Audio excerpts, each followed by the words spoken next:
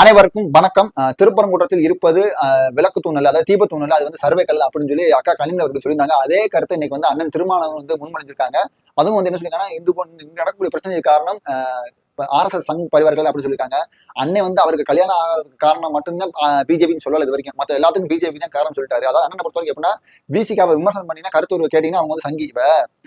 இவருங்க ரஞ்சித் முதல்ல பேசும்போது சங்கின்னு சொன்னாங்க. அப்புறமா தான் இப்ப புனிதர் ஆயிட்டாரு.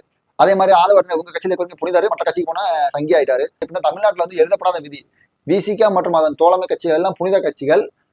விசிகா மற்றும் அதாவது திமுகவோட தோழமை கட்சி இல்லாத கட்சிகள் எல்லாமே சங்கி கட்சி தான். அப்படிதான் தமிழ்நாட்டுல ஒரு டிசைனிங். சரி அண்ணே, அண்ணே வந்து திமுக வந்து இதுக்கு ஆதரவா பேசினாலே வியப்பா இருக்கும். எதிர்த்து பேசல ஒன்றும் வியப்பில்லை. ஏன்னா அண்ணன் ஏற்கனவே வந்து கோபுரங்கள்லயே ஆபாச சிலைகள் இருக்கு, ஏற்கனவே திருநீர் அழிச்ச விஷயம் இருக்கு, இப்படி நிறைய நம்ம மதத்துக்கு எதிராக தானே பேசியிருக்காரு, செயல்பாடுகள் எல்லாம் பண்ணுவாரு.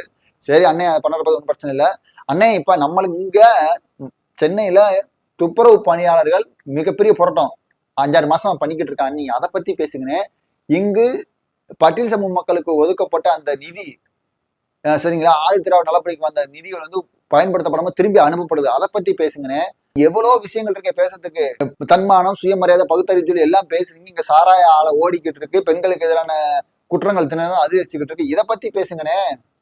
உங்க கட்சியில சொல்லப்பட்ட வாக்குறுதிகள் 98% வந்து நிறைவேற்றல அப்படின்னு சொல்லி கம்யூனிஸ்ட் கட்சிக்காரர் சொல்றாரு. அதை பத்தி என்னன்னு பேசுங்க. அதாவதுங்க, இப்ப என்ன ஆகி போச்சுன்னா, அங்க போய் விளக்கை ஏத்த விட்டுருந்தா கூட 5 நிமிஷத்துல பேசிட்டு வந்து விஷயம் முடிஞ்சு வருதுங்க. இப்ப ஏத்த விடாம பண்ணாலும் வந்து பூங்கமல பாஜகவுக்கு அரசு எது ஒரு லட்டு மாதிரி ஆயிப்போச்சு.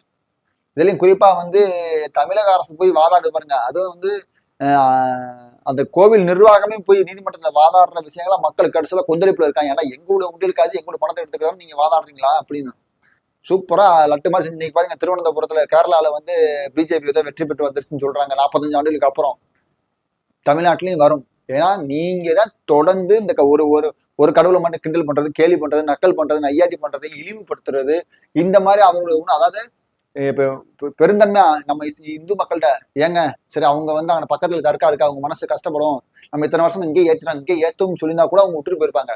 நீங்க வந்து கொச்சப்படுத்தும் விதமா இது வந்து சர்வேக்கல் சொல்லும் போது மக்கள் கோவப்படுறாங்க. ஏன்னா இப்ப திராவிடம் வந்து என்ன செய்யுதுதான், ஆராய்ச்சியே பண்றதுக்கு முன்னாடி அது சர்வேக்கல் சொல்லிட்டாங்க.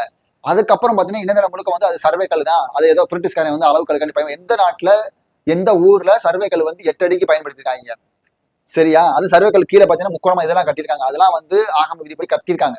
எல்லா பேத்துக்கும் தெரியும் அது தூய பத்துணை. அது மாதிரி 7 அடி 8 அடி இருந்தா அதுக்கு மேல வந்து எப்படிங்க ஒரு மிஷினை வச்சு அவங்க எப்படிங்க அளப்பாங்க? கீழே இருந்ததை வச்சு அளக்க முடியும்.